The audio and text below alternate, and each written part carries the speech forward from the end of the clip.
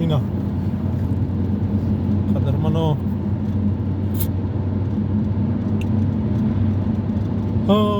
د خپلو ښځو سره ظلم مه کوئ ظلم پېژنئ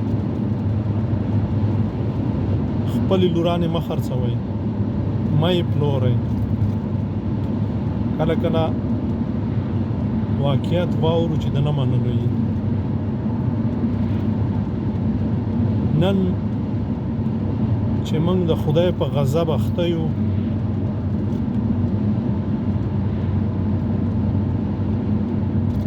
یو علت دا هم دی چې موږ د خپلو میرمنو سره داسې ظلم کوو چې د کفارو خو تش نوم دی چې ژوي اعلان نه کوي یو خو چې موږ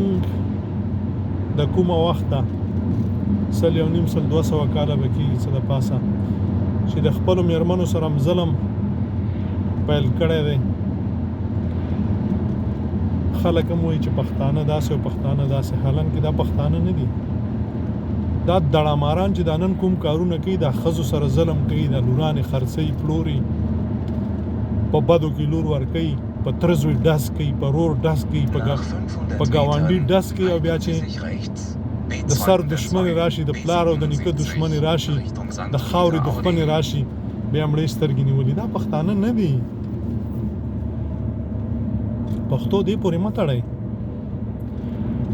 نو خبره مه دا کوله چې د دې پیل خدا شوي چې موږ په خویندو باندې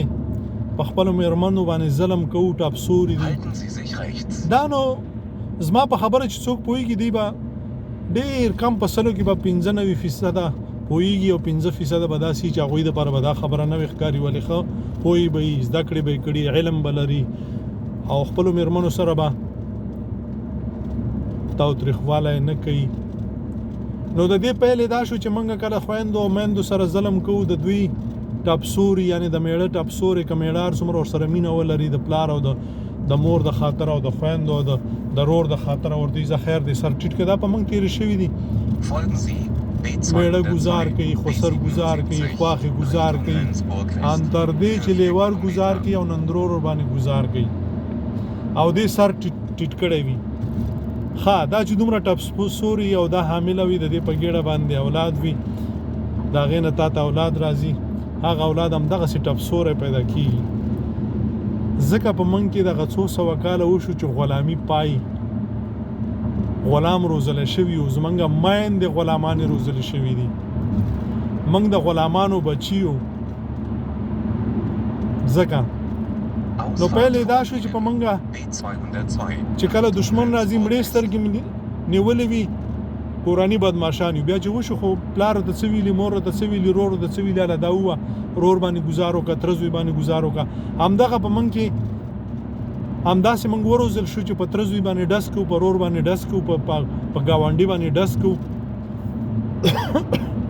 او چې د باندې راشي بارانی را باندې راشي بیا مړې سترګې نیولي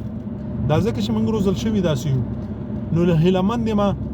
چې دغه عادتونه هر څوک کوښښ وکړي چې د خپله ځانه وباسئ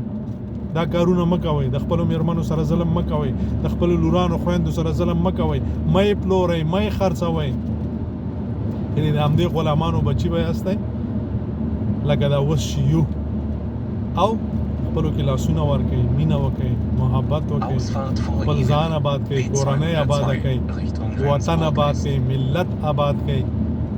او د خپل نظام تر شا ودرېږئ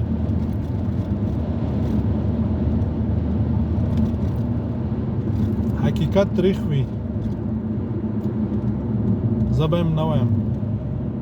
همداسې ښه یاستئ خدای هم د دې نه زیات